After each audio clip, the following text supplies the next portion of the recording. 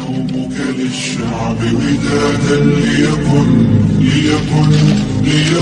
حبك للأرض بداد. ایک مختصر سا رسالہ ہے، 20 بہت ہی مشہور روایات لیکن من گھڑت، جس کا بیان کرنا درست نہیں ہے، اور اسے تلخیص کے طور پر مولانا ابوالکلام پالنپوری صاحب نے ترتیب دیا ہے. اکابرین کے اس پر تقاریض بھی موجود ہیں. اسی رسالے کا خلاصہ سنایا جا رہا ہے. 20 مشہور روایتیں ہیں. روایت میں واقعہ بھی داخل ہے اور کوئی فضیلت کی بات بھی داخل ہے.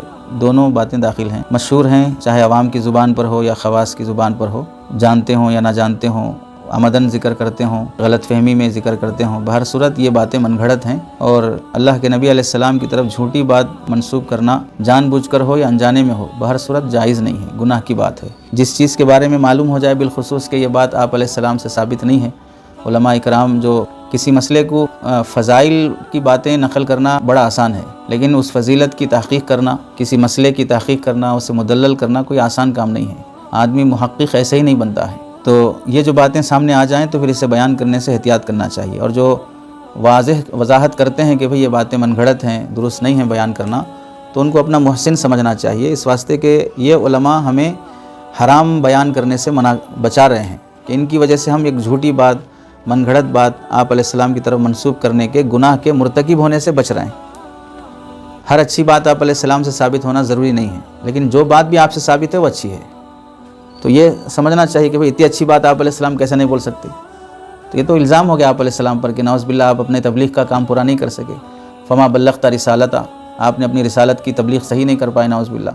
یہ الزام ہو گیا. یا نہیں تو یہ زبردستی ہو گئی کہ جو باتیں آپ چاہ رہے ہیں اچھی ہیں، وہ آپ علیہ السلام کی زبانی کہلوانا چاہ رہے ہیں. آپ نہ چاہتے ہوئے، آپ علیہ السلام 1400 سال پہلے چلے گئے، لیکن آپ آج یہ بولنا چاہ رہے ہیں کہ آپ علیہ السلام کو یہ باتیں بول کے جانا چاہیے تھا. یہ تو بدتمیزی والی بات ہو گئی، جرأت والی بات ہو گئی آپ علیہ السلام کی شان میں. تو پہلی روایت ہے جسے بیان کرنا درست نہیں ہے. دائی کے قبرستان سے گزرنے پر مردوں سے 40 روز تک عذاب معاف ہو جاتا ہے. آپ علیہ السلام کی طرف منسوب کر کے کہتے ہیں کہ آپ نے فرمایا دائی اگر قبرستان سے گزرے تو اس قبرستان سے 40 دن تک مردوں سے عذاب دور کر دیا جاتا ہے. ہم سمجھنا چاہیے کہ بھئی جو دائی اپنے آپ کو سمجھتے ہیں، دعوت میں جانے والے ساتھی خود یہ بولتے ہیں بھئی کہ ہم پہلی بار نکلے ہیں، آنے والے سب جاہل ہوتے ہیں، شرابی ہوتے ہیں، وہ دین نہیں جانتے، سیکھنے کے لیے آتے ہیں. تو ایسی نیت سے آئے ہوئے اس درجے کے لوگ اگر قبرستان سے گزریں تو عذاب معاف ہو جائے، تو کوئی اپنے آپ کو ابدال سمجھ رہے، خطوب سمجھ رہے، یعنی ولی کامل سمجھ رہے. ایک طرف تو بول رہے ہیں بھئی آنے والے سب جاہل ہوتے، بیچارے دین سیکھنے کی نیت سے آتے، ان کو قرآن نہیں آتا، کلمہ نہیں آتا. دوسری طرف اتنی فضیلت بھی بول رہے ہیں کہ بھئی گزر جائیں تو عذاب معاف ہو جائے. تو یہی اصل ہوتا ہے کہ جو چیز ثابت ہوتی ہے اس میں تعارض اور ٹکراؤ نہیں ہوتا. قرآن کی آیات اور مطالب میں ٹکراؤ نہیں ہے، آپ علیہ السلام کی احادیث صحیحہ میں ٹکراؤ نہیں ہے. ٹکراؤ نظر آتا ہے تو کم علمی کی وجہ سے آتا ہے کہ ہم سمجھ نہیں سکے تعارض. تو جو باتیں ان مقدس شخصیات سے ثابت نہیں ہوتی ہیں ان میں ٹکراؤ رہتا. آدمی ایک بات پہلے کرتا، بعد میں دوسری بات کرتا، اس کو خود یاد نہیں رہتا کہ پہلے کیا بولا، اب کیا بول رہا ہوں. تو یہ حدیث ایسی ہے کہ کسی کتاب میں موجود ہی نہیں ہے. معتبر علماء نے اپنی کتابوں میں جہاں نقل کیا تو اسے من گھڑت ہی کہا ہے. تو اس واسطے اسے بیان نہیں کرنا چاہیے. کن کن حضرات نے اسے من گھڑت کہا ہے؟ مولانا مفتی طارق امیر خان صاحب، غیر معتبر روایت کا فنی جائزہ، جلد نمبر 2 صفحہ نمبر 422. نوادر الفقہ شیخ یونس صاحب جونپوری رحمۃ اللہ علیہ، سہارنپور مظاہر العلوم کے شیخ الحدیث جو گزرے ہیں، انہوں نے بھی نوادر الفقہ صفحہ نمبر 134 پر الموضوعات الکبیر صفحہ نمبر 24 میں اس کو من گھڑت کہا ہے. دوسری روایت یہ بیان کی جاتی ہے کہ آپ صلی اللہ علیہ وسلم نے فرمایا کہ تمام انبیاء اکرام علیہم السلام نے اس امت میں پیدا ہونے کی دعا کی تھی، لیکن حضرت عیسیٰ علیہ السلام کی دعا قبول ہوئی، لہٰذا وہ قیامت کے قریب امتی بن کر آئیں گے. یہ بات بھی آپ علیہ السلام سے ثابت نہیں ہے. اپنی فضیلت ثابت کرنے کے لیے انبیاء کی فضیلت کو گھٹانا درست نہیں ہے. اس سے پہلے تفصیل سے آگئی بات کہ کوئی نبی اس امت میں پیدا ہونے کی دعا نہیں مانگے ہیں، اس واسطے کہ پیدا ہوں گے تو امتی بن کر ہی پیدا ہوں گے. چونکہ اس امت کا نبی متعین ہے، تو نبی کو تو ہٹا کے خود نبی تو نہیں بن سکتے. تو آئیں گے تو امتی بن کر آئیں گے، اور امتی کا کسی بھی صورت میں نبی سے افضل نہیں ہو سکتا ہے. اس امت کا سب سے افضل انسان صدیق اکبر، کیا وہ کسی نبی کے درجے کو پہنچ سکتے ہیں؟ بالکل نہیں پہنچ سکتے. کیا ہم میں سے کسی کو اجازت ہے کہ صدیق اکبر کو ہم نبی مانیں یا نبی کا درجہ دیں؟ بالکل نہیں ہے. تو کیسے وہ افضل مفضول بننا کیسے چاہے گا؟ یعنی جو نبی افضل ہے، امتی مفضول ہے، تو افضل مفضول بننا کیسے چاہے گا؟ تو یہ حدیث کی کسی بھی کتاب میں موجود نہیں ہے. معتبر علماء نے اسے من گھڑت قرار دیا ہے. اور اس سے پہلے آیا تھا کہ صرف حضرت موسیٰ علیہ السلام اس امت میں پیدا ہونے کی دعا کی تھی، لیکن وہ بھی ضعیف روایت تو یہ لکھ رہے ہیں، باقی اس میں تفصیل آئی کہ وہ بھی موضوع اور من گھڑت روایت ہے۔ اس کو موضوع قرار دینے والے کون ہیں؟ موضوع احادیث سے بچیے، یہ عقل قوا کے جو شیخ الحدیث ہیں ان کی کتاب ہے عمدۃ الاقاویل، اس میں لکھے ہیں۔ اور ایسے ہی عمدۃ القاری شرح بخاری، نوادر الفقہ میں شیخ یونس صاحب، دلائل النبوہ، دارالفتہ دارالعلوم دیوبند، ان سب حضرات نے اس کو موضوع قرار دیا ہے۔ اور ایک تیسری مشہور اور غیر معتبر من گھڑت روایت ہے کہ آپ علیہ السلام کی طرف منسوب کر کے کہتے ہیں، یا ایسے ہی کہتے ہیں کہ جس شخص کو اللہ تعالیٰ 10 مرتبہ محبت کی نگاہ سے دیکھتے ہیں اسے اپنے گھر آنے کی توفیق دیتے ہیں، اور جسے 40 مرتبہ محبت کی نگاہ سے دیکھتے ہیں اسے حج کرنے کی توفیق عطا فرماتے ہیں، اور جسے 70 مرتبہ محبت کی نگاہ سے دیکھتے ہیں اسے اپنے راستے کے لیے قبول فرماتے ہیں۔ ارے سمجھے؟ تو یہ راستہ ایسا ہے کہ مسجد نماز پڑھنے کے لیے آنے سے بھی افضل ہے، حج کعبۃ اللہ کے جانے سے بھی افضل ہے، اور سے روزہ نکل جانا، گشت میں چلے جانا، یہ اس سے بھی گویا کہ افضل ہے۔ یعنی اس میں یہ مطلب نہیں ہے کہ بھئی ہم نعوذ باللہ تبلیغ کے خلاف ہیں اور نعوذ باللہ تبلیغ میں جانے سے کسی کو روکتے ہیں۔ ہمارے لیے بہت بڑی توفیق کی بات یہ ہے کہ ہم سارے نصابات پورے کر کے آئے۔ ارے تعلیم کا بھی نصاب مکمل کیا الحمدللہ، تبلیغ کا بھی نصاب سال ہونا تھا وہ بھی مکمل کیے، تزکیے کا نصاب ہونا تھا الحمدللہ وہ بھی مکمل کیے۔ یہی تو جامعیت ہے کہ آدمی ہر چیز میں جو خیر ہے وہ دین پورا لینا چاہیے، تھوڑا تھوڑا لے کے کیا کرتے ہیں؟ تو ایسا نہیں کہ مخالفت میں بول رہے ہیں، مخالفت ہوتی تو اپنے پاس تبلیغ کا سلسلہ ہی نہیں رہتا، آپ حضرات کو بھیجتے ہی نہ جماعت میں، وہ ترتیب ہی نہیں بناتے۔ تو جو باتیں من گھڑت ہیں اسے منع کیا جا رہا ہے بولنے سے، تو یہ کسی کتاب میں ثابت نہیں ہے، اسے بیان کرنا درست نہیں ہے۔ اور چوتھی روایت، لیکن یہ تبلیغ کے ساتھ خاص نہیں ہے، یہ ایسے ہی لوگوں نے مشہور کر رکھا یا تبلیغ والوں کو بدنام کرنے کے لیے منسوب کر دیا تبلیغ کی طرف، کہ معانقے میں 3 بار گلے ملنا سنت ہے۔ ایسی کوئی حدیث ثابت نہیں ہے کہ جس میں 3 بار معانقہ ہی سنت ہو۔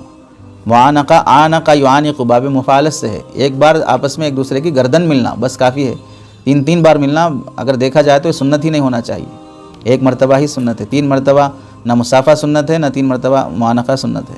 اور چوتھی روایت، یہ ظاہر سی بات ہے کہ جس شعبے والے ہیں وہی اس طرح کی بات کرتے ہیں، انجان لوگ ہی کرتے ہوں گے، یعنی جو لوگ بولتے ہیں نا کہ بھئی ہم کہاں بولتے، وہ عام لوگ بولتے، جو جاہل قسم کے لوگ تو ہم ان کو ہی بول رہے ہیں، جو بول رہے ہیں انہی کو بول رہے ہیں ہم، تو اس کی وجہ سے پوری جماعت بے قابو ہونے کی تو ضرورت نہیں ہے نا کہ ہماری طرف کیسے منسوب کیے، جو بول رہا ہے اس کی طرف منسوب کریں، آپ مطمئن رہے آپ نہیں بول رہے ہیں۔ تو کہتے ہیں کہ نیک بندہ یعنی داعی کی قبر میں جب اس داعی کا انتقال ہوتا ہے اور اسے قبر میں دفن کیا جاتا ہے تو پھر چونکہ وہ نیک ہوتا ہے، داعی ہوا تو ظاہر سی بات ہے نیک ہی ہوگا، لازم ملزوم تصور ہے۔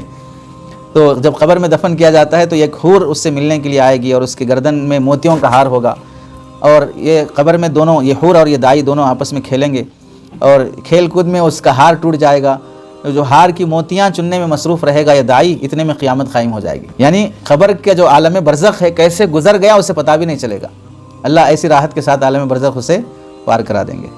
کاش ایسی فضیلتیں ملتی، لیکن افسوس کہ نہیں ہے، کسی کتاب میں ثابت نہیں ہے، اس لیے بیان کرنا درست نہیں ہے۔ اور چھٹی روایت، یہ سب لوگوں میں مشہور ہے، یہ دعوت کے ساتھیوں کے ساتھ کوئی خاص نہیں ہے۔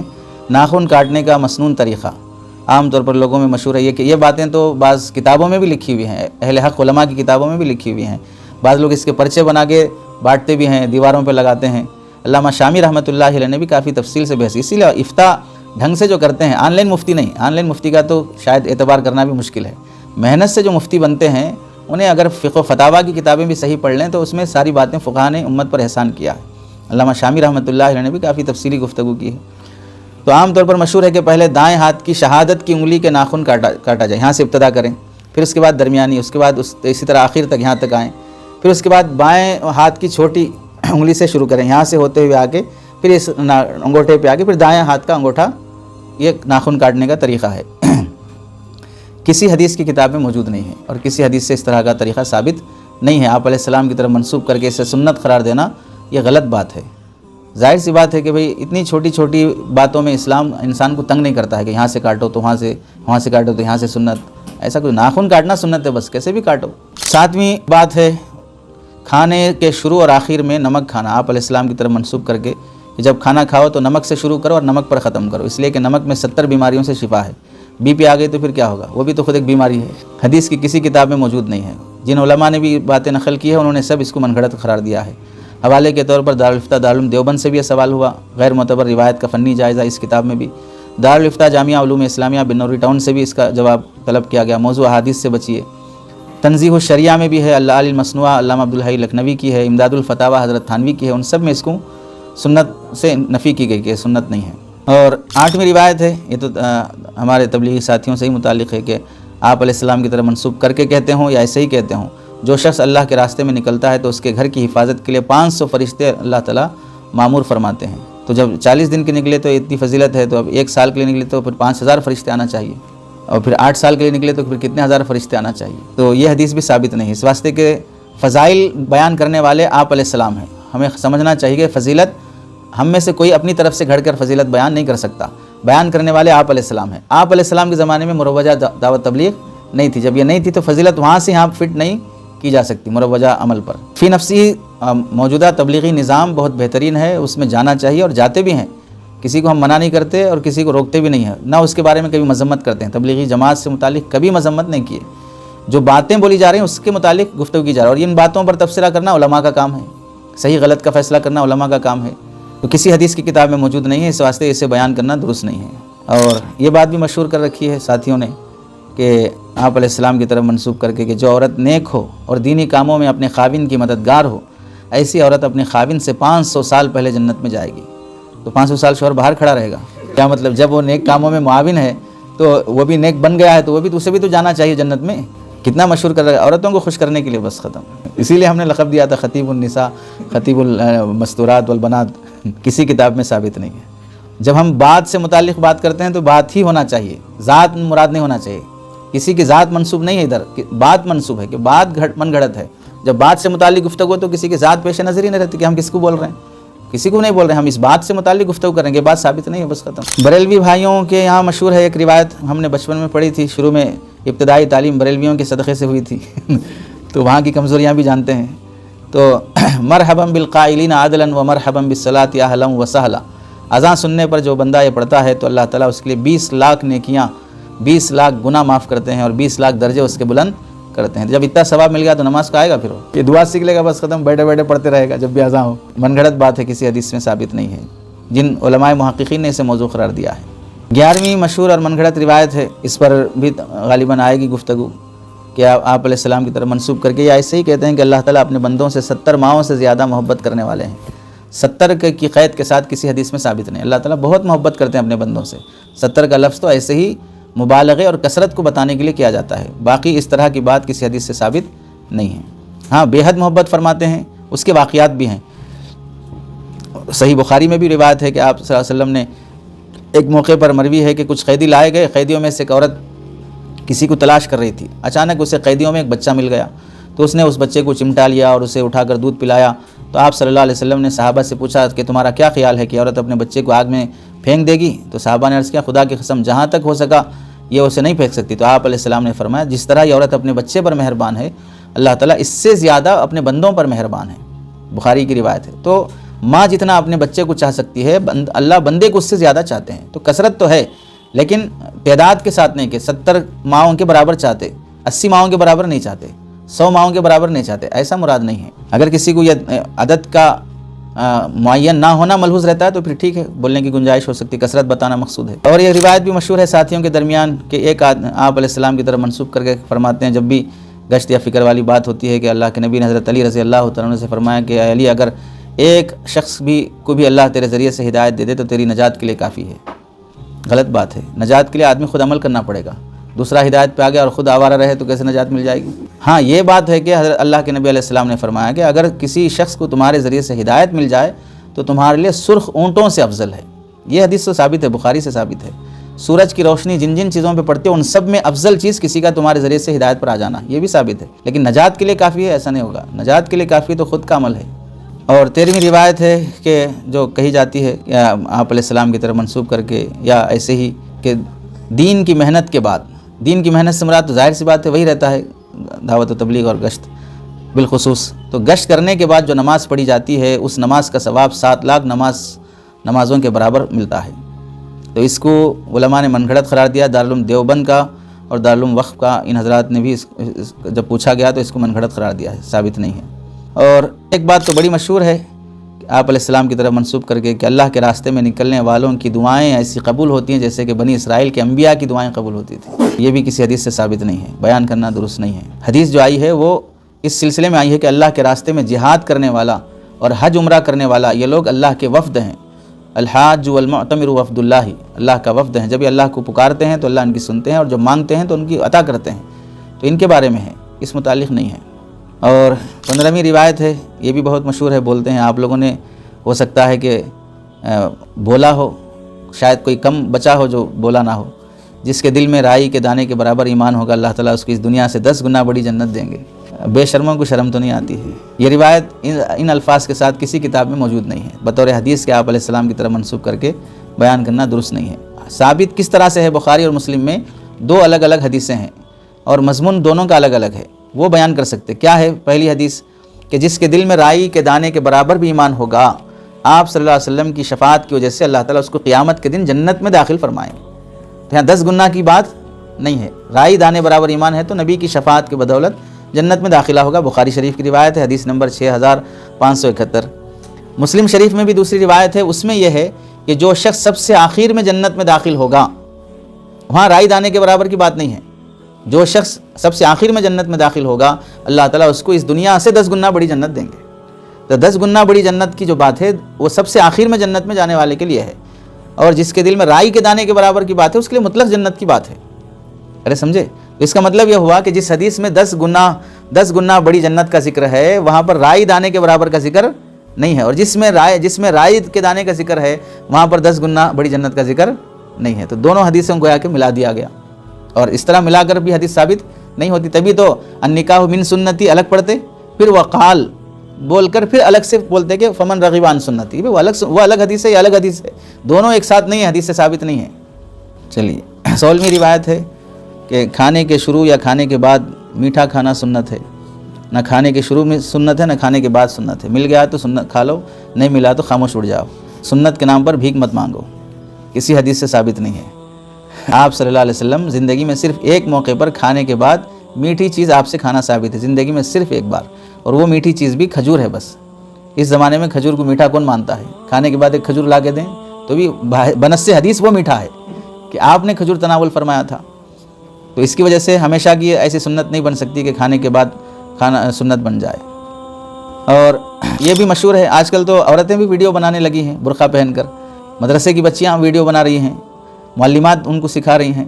ایک ویڈیو میں آ رہا ہے کہ ایک برقع پہنی ہوئی لڑکی کو لا رہے ہیں، اس سے موز چھل کر کھانے کا طریقہ دکھا رہی ہے، اس پر رنگ ڈال رہے ہیں، پھر دوسری بچی آ رہی وہ الگ طریقے سے دکھا رہی، وہ رنگ ڈال رہی، تیسری بچی آ رہی موز کا چھلکا الٹے طرف سے کھول کے، جدھر سے اس کا یہ لگا رہتا نا، جہاں سے جو خوشے کو لگا ہوا حصہ جدھر سے آتا ہے ادھر سے نہیں چھلنا ہے، اس کے نچلے والی طرف سے چھلنا ہے، اور چھلنے کے بعد پھر اس میں 3 حصے رہتے ہیں موز میں، تو اس میں انگلی ڈال کے اس کی 3 شاخوں کو الگ کرنا ہے، پھر ایک ایک شاخ توڑ کے کھانا ہے۔ یہ موز کھلا رہے کہ سونا کھلا رہے ہو؟ پہلے تو آپ صلی اللہ علیہ وسلم کے زمانے میں موز ہونا ثابت کرو، کھانا ثابت کرو، پھر طریقہ ثابت کرو۔ یہ تماشے ہیں جو دین میں گھڑ لیے گئے ہیں۔ تو آپ صلی اللہ علیہ وسلم نے فرمایا کہ کیلے کو اس کی جڑ کی طرف سے چھلا جائے، اس طرف سے نہ چھلا جائے جہاں پہلے ہی سے کچھ حصہ چھلا ہوا نظر آتا ہے، یہ بھی کسی حدیث سے ثابت نہیں ہے۔ 18ویں موضوع بات یہ ہے کہ یہ بھی مشہور ہے، اس پر ابھی اس سے پہلے بھی کچھ دن پہلے لکھا گیا تھا، بے نمازی کے بارے میں کہ بے نمازی کی نحوست 40 گھروں تک جاتی ہے، 40 گھر دائیں جانب، 40 گھر بائیں جانب، 40 گھر آگے کی جانب، 40 گھر پیچھے کی جانب۔ تو اب ہندوستان میں کوئی گھر منحوس نہیں بچے گا پھر، اس واسطے کہ اب جتنا بھی نماز پڑھ لو تو بازو والے کی نحوست تو آئی نا، 4 طرف والے بھی منحوس ہیں، ان کی نحوست تو پہنچے گی آپ کو۔ آپ بتا سکتے ہیں کہ بھئی ہر گھر مسلمان کا ایسا جس میں نمازی ہو، یا یہاں سے 40 گھر تک کوئی ایسا نہیں ملے گا جو نمازی نہ ہو، سب نمازی ہیں، بیچ میں کوئی ایک بھی بے نمازی ہو گیا تو آپ 40 گھروں میں سے آگے آپ کا گھر۔ تو آپ کے اطراف رہنے والے اگر 10-20 گھر کے لوگ بے نمازی ہیں تو پھر تو آپ نحوست میں ڈوبے ہوئے ہیں، اور یہ نص قرآن کے بھی خلاف ہے، وَلَا تَزِرُ وَازِرَةٌ وِزْرَ أُخْرَىٰ۔ تو ایک کا بوجھ دوسرے پہ کیوں ڈالتے ہو؟ اس کی نحوست یہاں تک پہنچے گی، تو کسی کتاب میں ثابت نہیں ہے۔ اور یہ روایت بھی شاید سونے کے فضائل میں بیان کرتے ہوں گے۔ نبی اکرم صلی اللہ علیہ وسلم نے حضرت علی رضی اللہ تعالیٰ عنہ سے فرمایا کہ سوتے وقت 5 کام کر کے سویا کرو۔ نمبر 1 4000 صدقہ کر کے، 4000 دینار درہم بہرحال جو بھی ہے صدقہ کر کے۔ نمبر 2 1 قرآن پاک پڑھ کے۔ نمبر 3 جنت کی قیمت ادا کر کے۔ نمبر 4 2 لڑنے والوں میں صلح کروا کے۔ نمبر 5 1 حج کر کے، سوتے وقت 1 حج کر کے سویا کرو، یعنی یہ 5 کام کر کے سویا کرو۔ حضرت علی رضی اللہ تعالیٰ نے فرمایا کہ یہ کام اتنے تھوڑے وقت میں کون کر سکتا ہے؟ تو آپ صلی اللہ علیہ وسلم نے فرمایا 4 مرتبہ سورہ فاتحہ پڑھنا ثواب میں 4000 دینار صدقہ کرنے کے برابر ہے۔ نمبر 2 3 قل پڑھنا ثواب میں 1 قرآن پڑھنے کے برابر ہے، یہ تو ثابت ہے من جملہ دوسری حدیث سے۔ نمبر 3 مرتبہ درود شریف پڑھنا ثواب میں جنت کی قیمت ادا کرنے کے برابر ہے۔ نمبر 4 10 مرتبہ استغفار پڑھنا ثواب میں 2 لڑنے والوں میں صلح کرانے کے برابر ثواب ہے۔ نمبر 5 4 مرتبہ تیسرا کلمہ پڑھنا ثواب میں 1 حج کرنے کے برابر ہے۔ یہ حدیث کسی کتاب میں موجود نہیں ہے، حدیث ہی موجود نہیں ہے تو پھر یہ ثواب، یہ فضیلتیں کہاں سے ہوں گی؟ یہ پڑھ کے سونا الگ بات ہے کہ بھئی اذکار اورات پڑھ کے سویا کرو، قرآن پڑھ کے سویا کرو، 10 آیتیں کم از کم پڑھ کے سو، کوئی مسئلہ نہیں ہے، لیکن یہ بات اس طریقے سے آپ علیہ السلام سے ثابت ہو، اس کے لیے سند کی ضرورت پڑتی ہے۔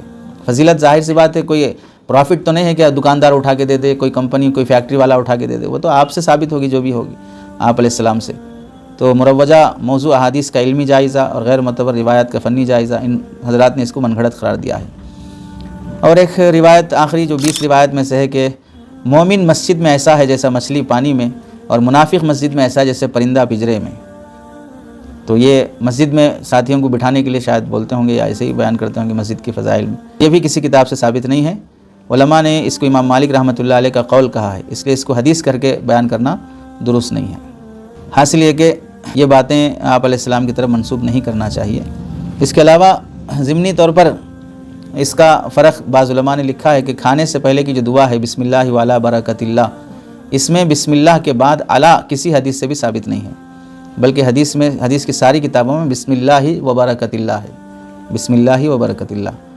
حضرت شیخ الحدیث صدر مفتی حضرت مفتی سعید صاحب پالنپوری رحمۃ اللہ علیہ نے بھی اس کو تحفۃ العلمائی میں نقل کیا ہے، کنز الایمان اور شعب الایمان وغیرہ کے حوالے سے، اور سنن و آداب ڈھابل سے جو چھپی ہے اس میں بھی اس کا تذکرہ ہے۔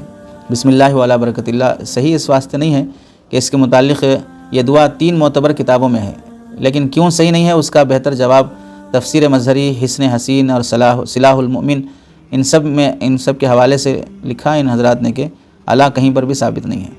ان حضرات نے جو بھی لکھا ہے، تفسیر مظہری میں بھی یہ دعا ہے،